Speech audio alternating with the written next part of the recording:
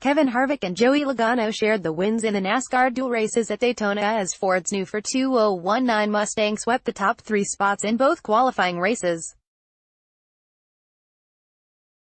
Harvick dominated the first race, leading 44 of the total 60 laps.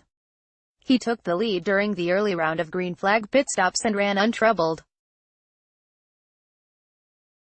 Hendrick Motorsports driver William Byron, who secured pole position for the 500 with last Saturday's qualifying session, led the opening 16 laps and was shadowed by teammate Jimmie Johnson for much of the race until Byron dropped out of the pack just after half distance.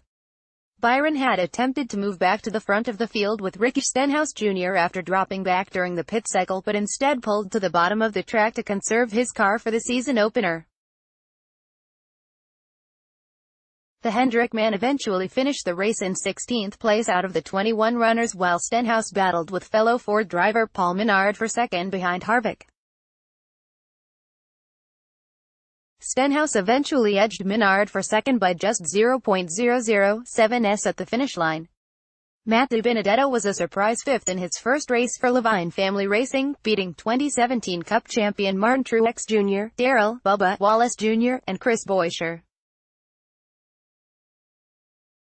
Johnson finished 8th, despite causing the only caution period across both races when he spun Kyle Busch in an incident similar to his clash collision with Menard.